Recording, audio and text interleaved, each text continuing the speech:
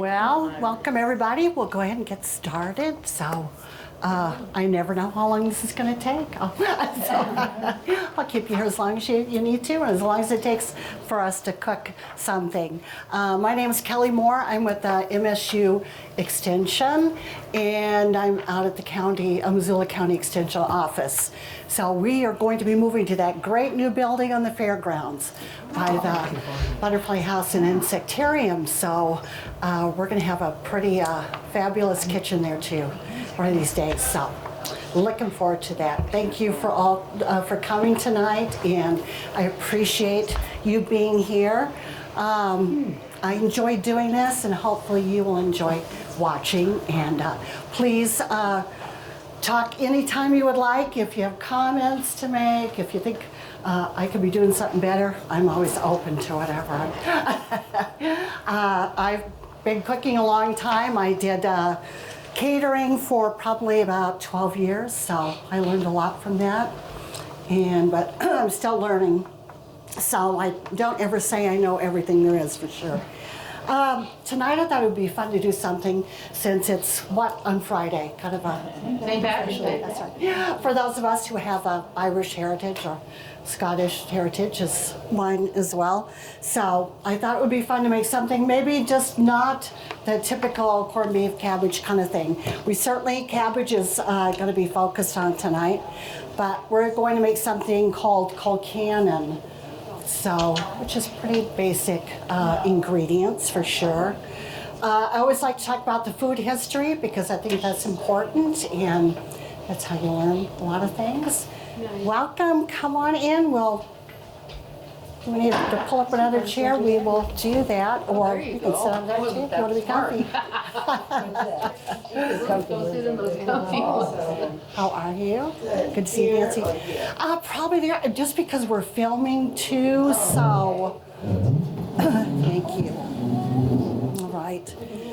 So we are going to, the recipe we had out there, I know that's going to be on the library website, so if we ran out of copies, you can find it there. It's really a pretty basic recipe.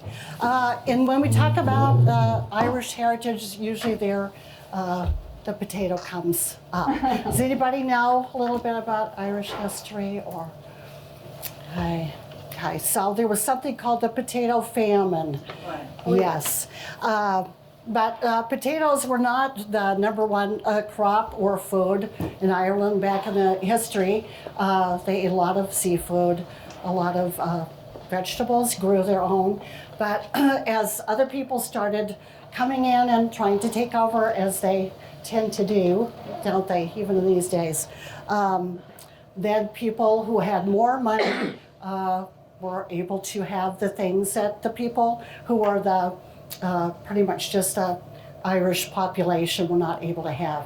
So when they took some of their land away, then Irish people started working for the wealthier people. So that's when they started planting the potatoes, because that's what people wanted, meat and potatoes. That was the sign of wealth back then too. So anyway, in planting the potato, they'd plant more and more, and it just became a staple food for people who had very little to live on.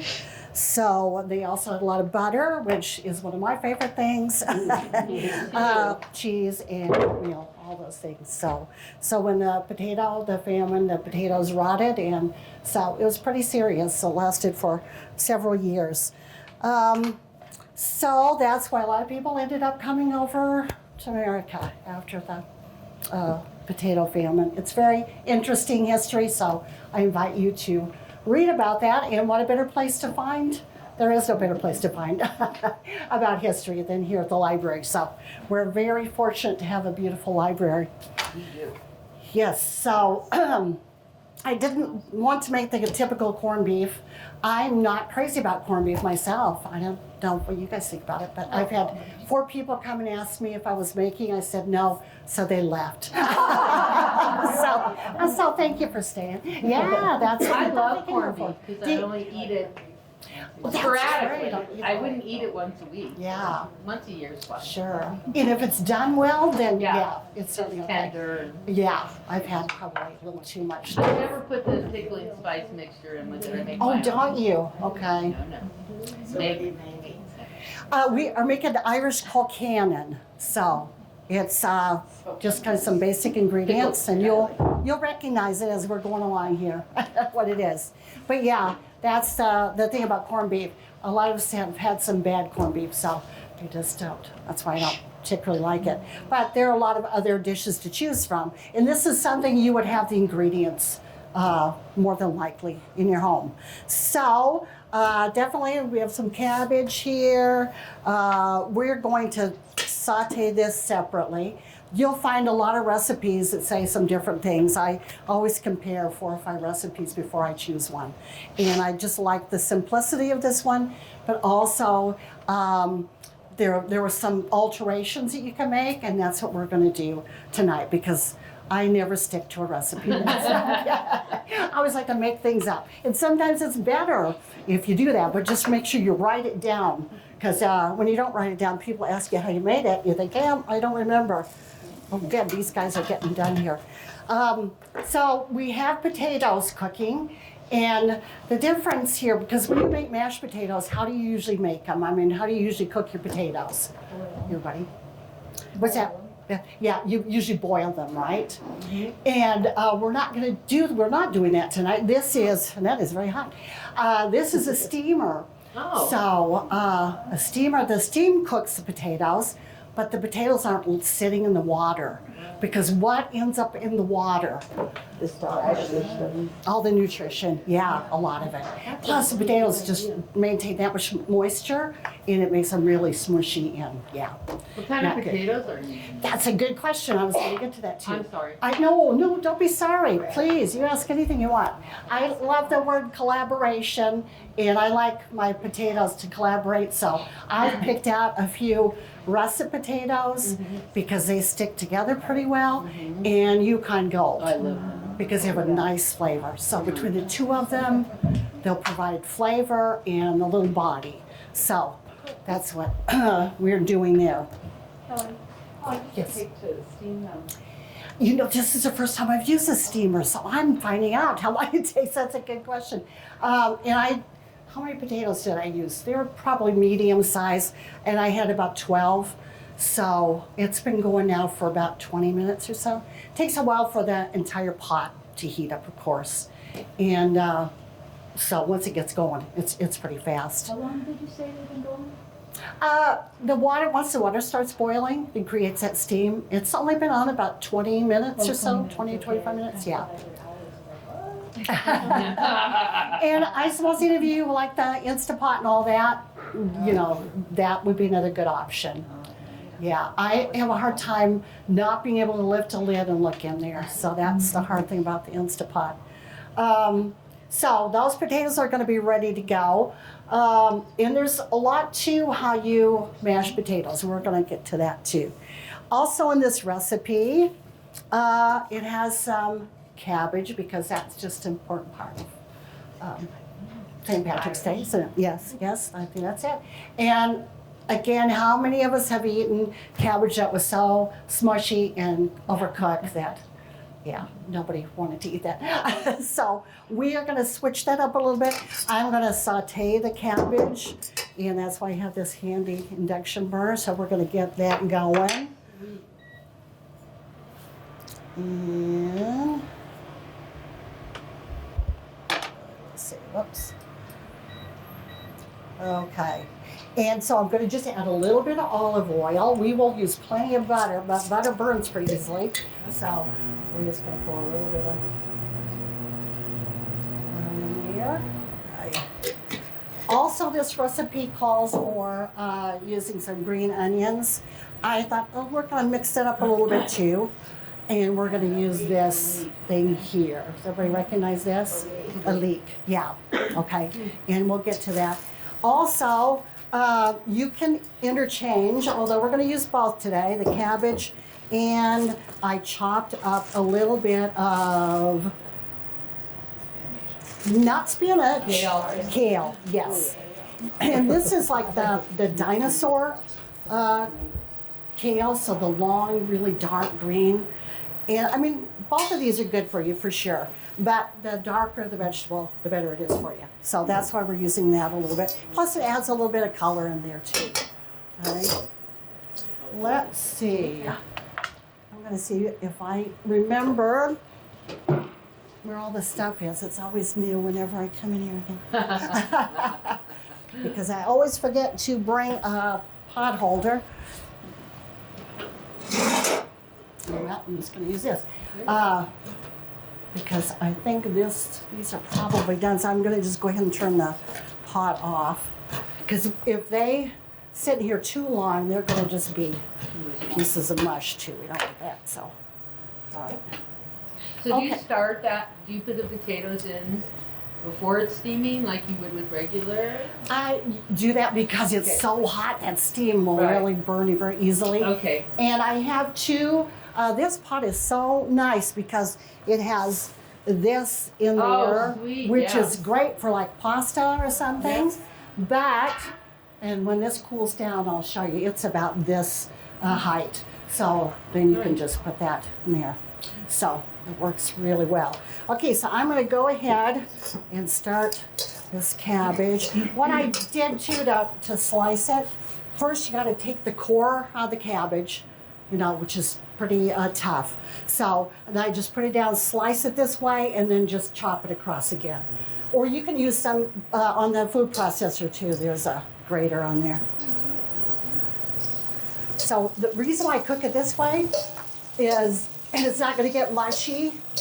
And it's still going to have a little bit of texture to it. Oh. I'm not sure that cooking cabbage is going to bring a bunch of people up here like corned beef with it. All right. Oh, bless you. Okay. Oh. Well, does anybody have any like traditions you usually do on St. Patrick's Day? No. Okay. There you go. Yeah. Do you make it yourself, Bev, or you go looking for I it? try to remember it because I agree about it. Yeah. I don't drink in occasion, I'll have some drinks on St. Patty's. Okay. Yeah. So it's just all about tradition, isn't it? Yeah, just Yeah. a little bit of green beer. Yep, there you go. So, yeah, whatever your family's, what you were raised doing or whatever your family likes to do. So that's it. Just keep this. I'm going to add a little bit of salt and pepper here too. It might be that we still need to add a little more oil. So I will. Yeah, oh, so I can smell that cabbage now. Smells good to me. Here we go. Just a little bit on there. We don't want to put too much salt because the final touch will be a little bacon on the top. So that's already kind of salty. Just put a little bit more there. Yes. That's the thing. Sometimes the most simple food tastes good because you just add all those different flavors. And two, this is going to kind of wilt down a little bit, so it'll look like there's a whole lot less in there. Oh, that is you're right. Okay. Now the difference with the leek here, if we use just a regular green onion, it would be more simple, of course. A leek is typically very dirty inside. So what I usually do, because I'll just show you, of course, if we take off this outer layer, so you can kind of see the mud in there. Yeah. So you really have to, there's just a lot. So what I do too is usually to kind of cut the top off because it's kind of tough. And the best thing to do with these, once you chop them up, is just soak them in water for a little while, so that you get all the dirt off. I don't suppose it's going to kill you if you do end up with a little mud in there, but it's not too appealing. And the leek is it's a very mild, kind of little onion flavor that makes great soup.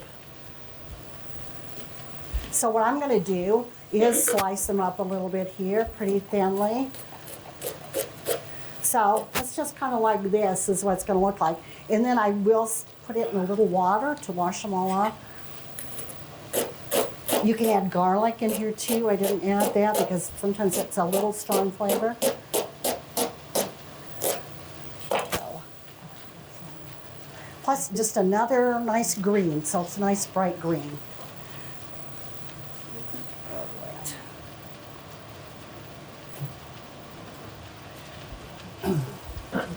You can also fry these in some oil, get them a little crispy, so it adds a little more texture that way. All right. It gets a little bit brown in here, so I like that too. Whoops, a wild stir I am. The secret to this recipe is how you get the potatoes mashed, and again, this magic ingredient. Yeah, that's what's so amazing, but the different flavors of butter. And I think having been a few places where they did make their own butter, it's like, wow. So the best food I've had in the world is butter because of that flavor, depending on what the cows have been eating. So, and of course it's not that great for you if you eat a lot of it, but I really appreciate butter. Yeah. It actually is pretty easy to make if you want to make it yourself. So see the nice thing about putting kale in there, it keeps that dark green color. And then the cabbage is already kind of getting a little wilty looking. Okay. I'm going to drain these off again, and it looks pretty clear. Have you ever done it with a little bit of spinach instead of the kale? What was that? Spinach instead of the kale? You could do spinach, sure. I just wondered if you have it. Yeah, spinach, I mean, you have because to be careful. it's got a high water content, yeah. Right. So it gets really Right. pretty limpy, you know, in a short amount of time, which is why kale is so great to use in this. Okay, so I've kind of dried these off a little bit. I'm just going to throw those in there. Oops. There we go. Oh.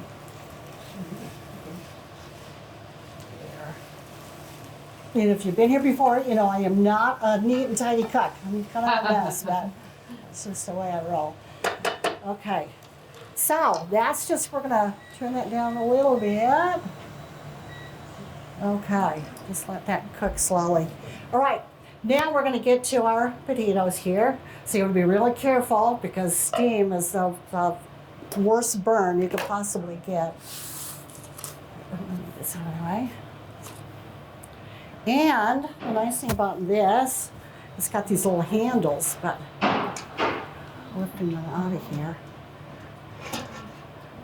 So there is the basket that those are in.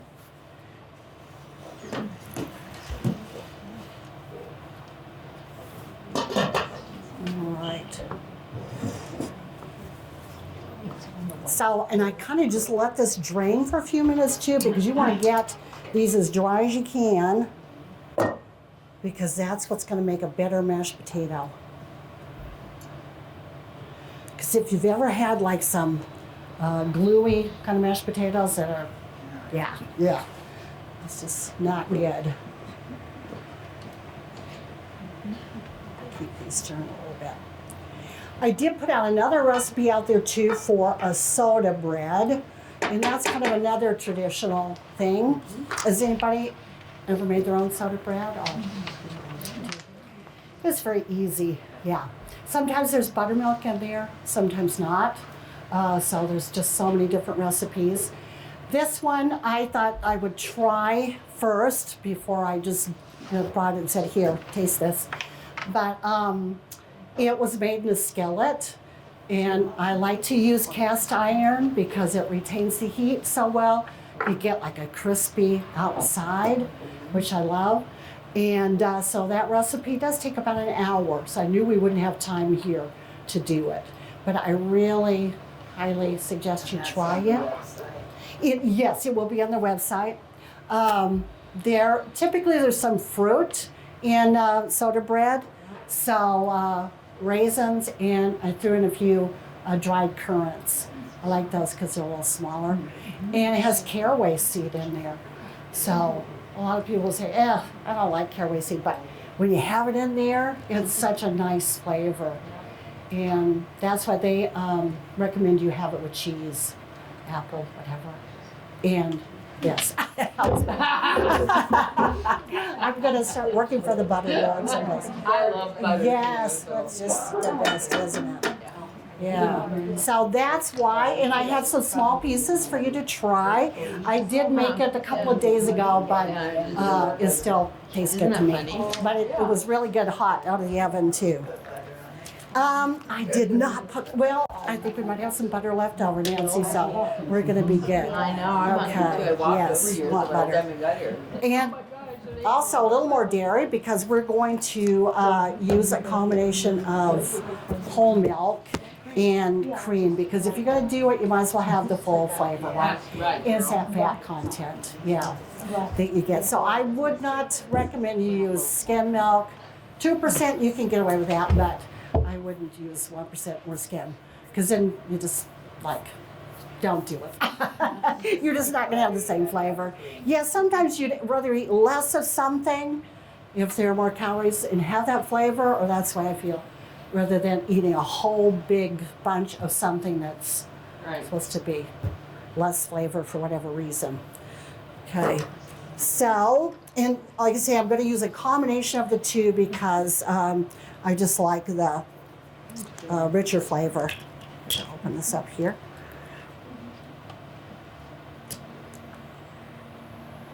And that's funny because it's been shaking around so much in my car. I think it looks like whipped cream already.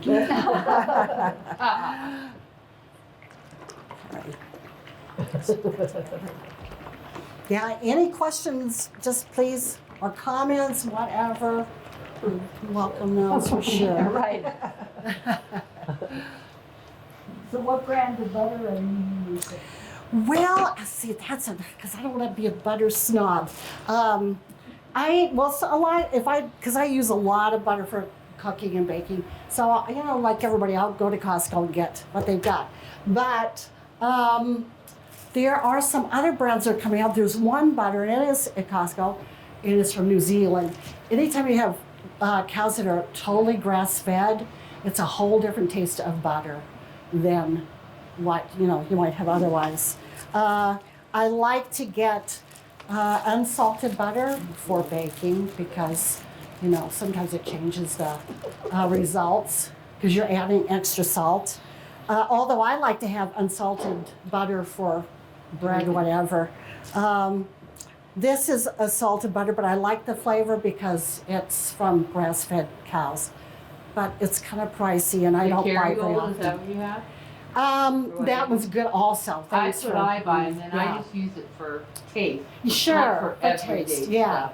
Because sometimes they've got so many specialty butters now, but sometimes they will change the consistency of a baked good. You have to really be careful.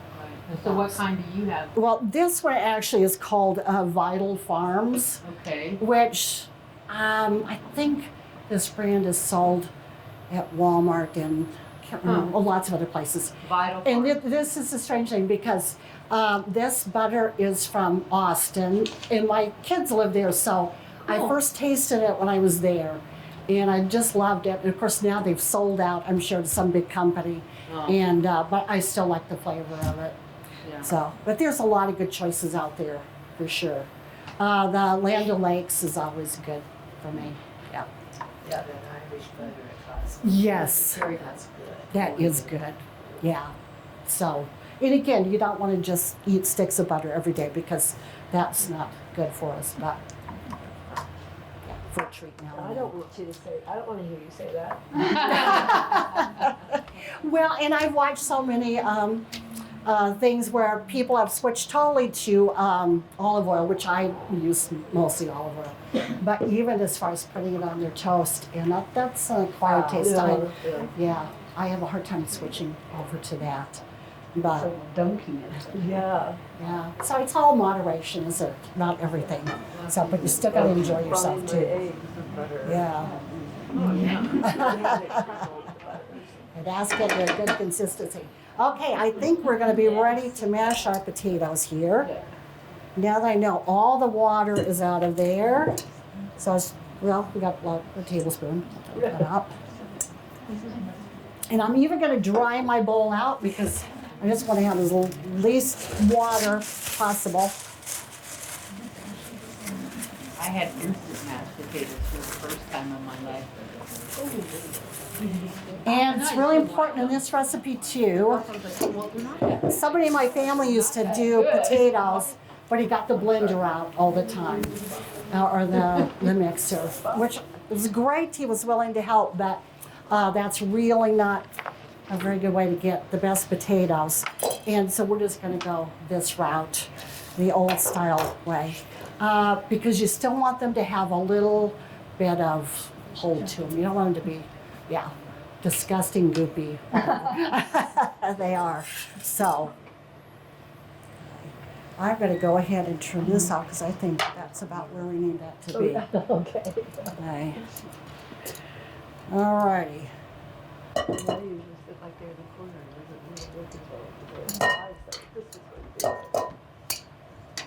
And the thing is too, when you're using different kinds of potatoes, probably the Yukon Gold's gonna cook faster than the russet, but, or even if you have like leftover baked potatoes, you can still make that work too. So do you want the potatoes to cool? No, not necessarily because we want to eat this hot. Yeah, just like you would mashed potatoes. Okay. So they just need to be cool enough when you take them out of there that you're not going to burn your face or your hands or anything. Right. Because we are going to heat this milk up too. Right. And that's why, yeah. Otherwise we would have a cold product. All right. So, and there's our final touch there. All right, so what I'm gonna do is kind of break these down a little bit, and then I'm gonna heat up the milk. So see, it's gonna be very easy to smash those.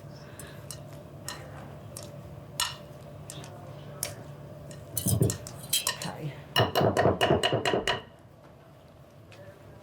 Let's see.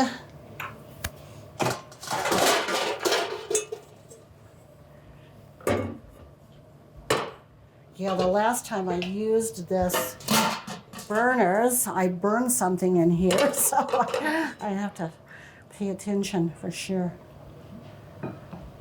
Okay. So we are going to put in about a cup of milk. That's what the recipe calls for. If you have a whole lot more potatoes, then you're gonna have to, add a little bit more.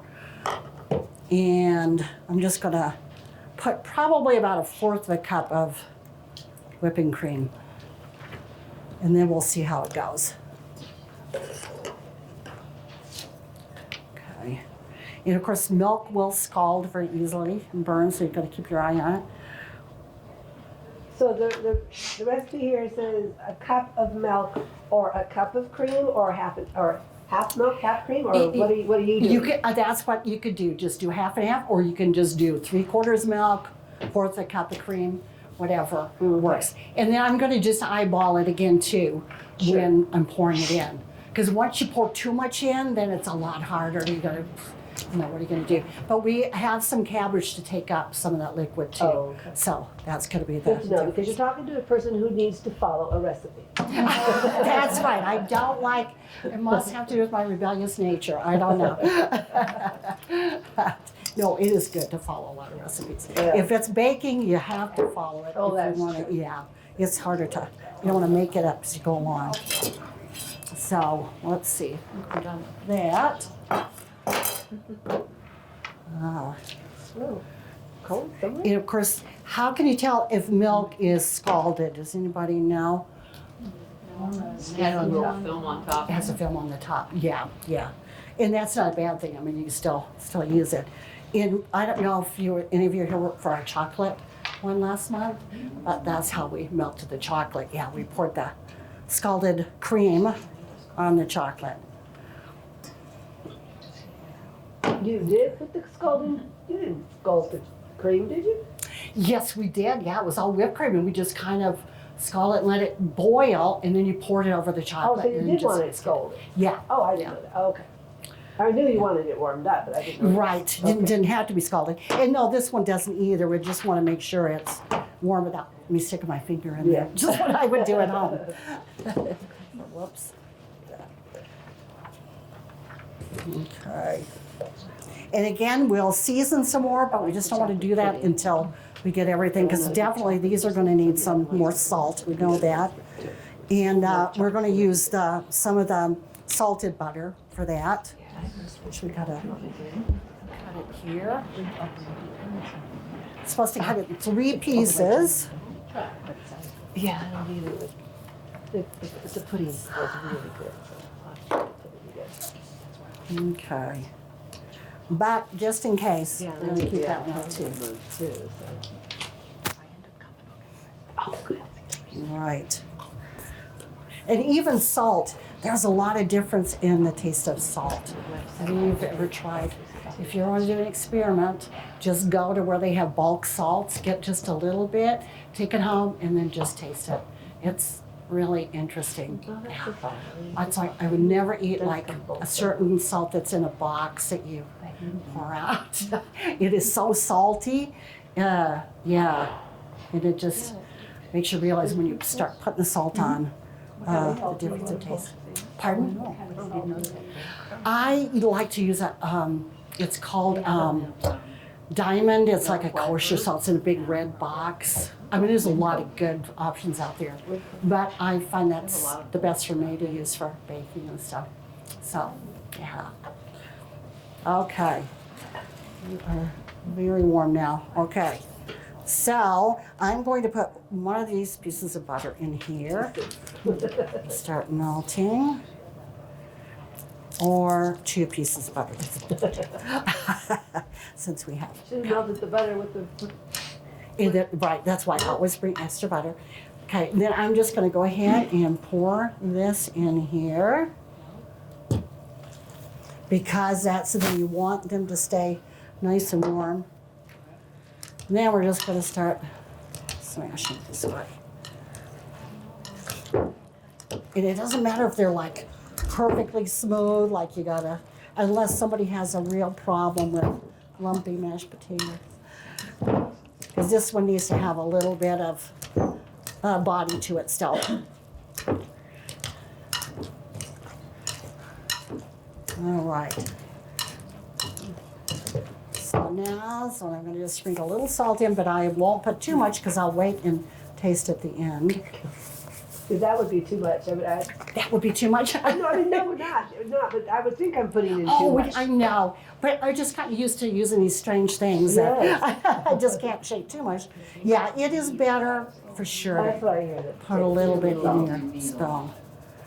You see, it's just always like a science experiment for me.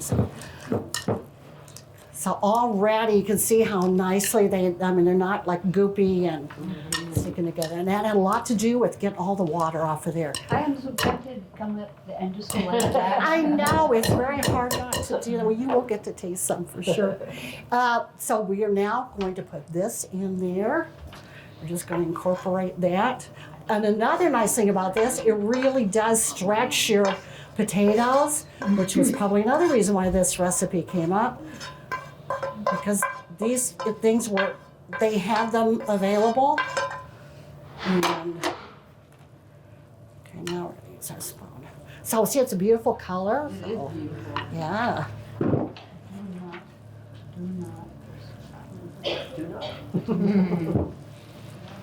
You could also, like I say, we could have put garlic in there if you prefer the flavor of that. But you want to keep true to the recipe too. You can make some changes.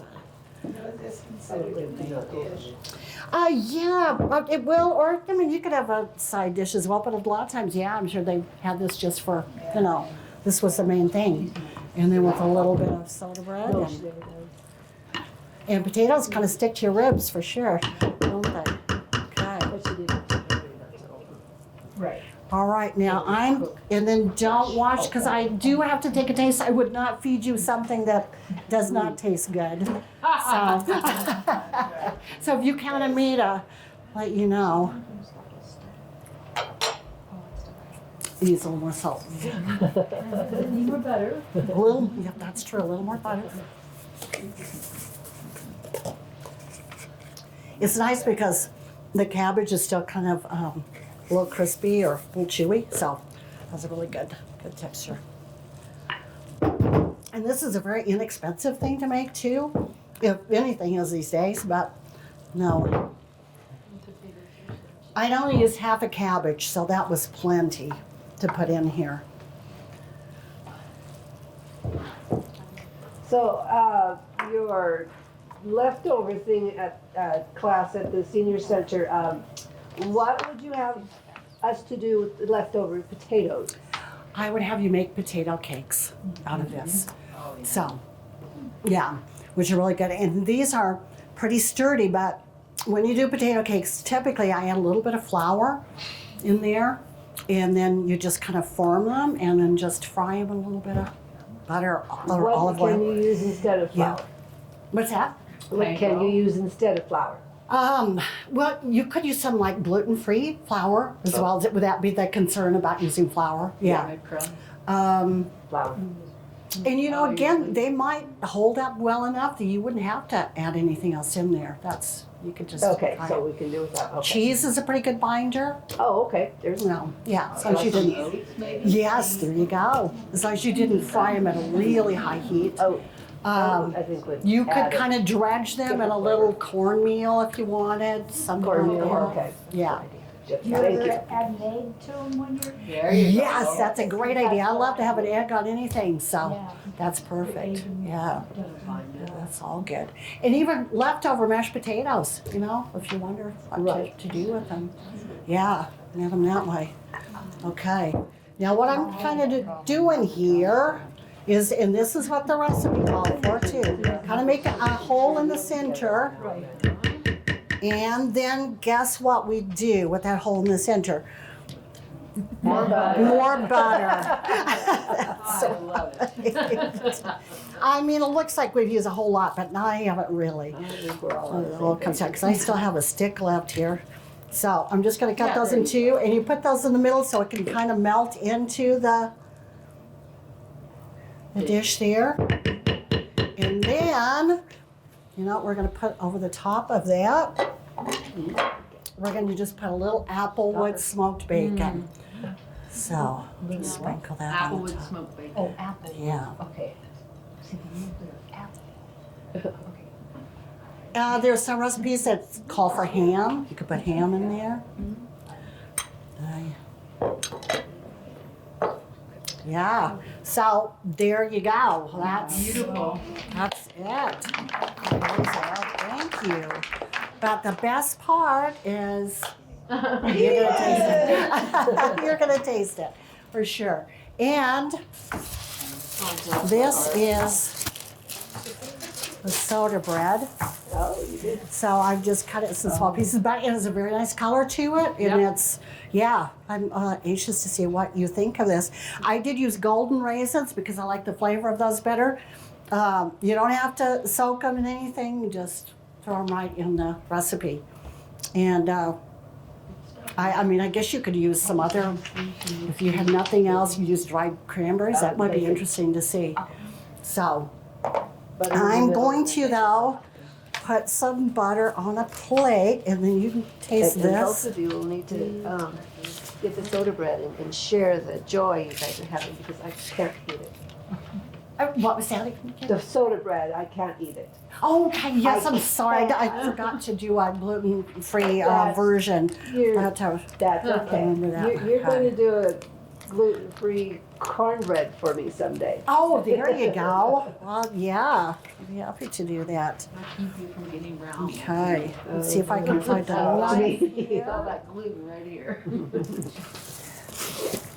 Yeah, and they really have done a lot making really some nice gluten-free flours. We did have a class a few years ago where we There's a lot of that. made our own blend of gluten-free flour, and it really worked out nicely. Yeah. Okay. Let's see. Set this out here. And of course, again, it might need a little more salt and pepper. That's going to be up to everybody to kind of add that yourselves. But very carefully, as we know, this goes out fast. In fact, I might pour a little bit in a bowl. That might make a better way to do it.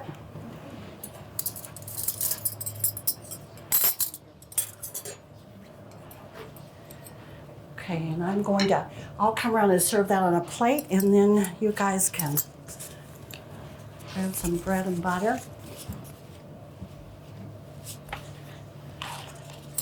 See, if I went to jail, I wouldn't have the bread, I would see the water. So I'll just put the salt on there. Wait.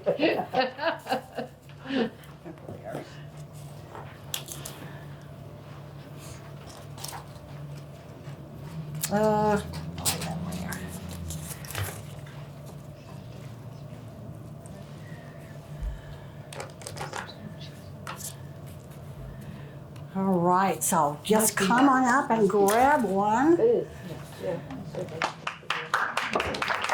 Oh, thank you. Bread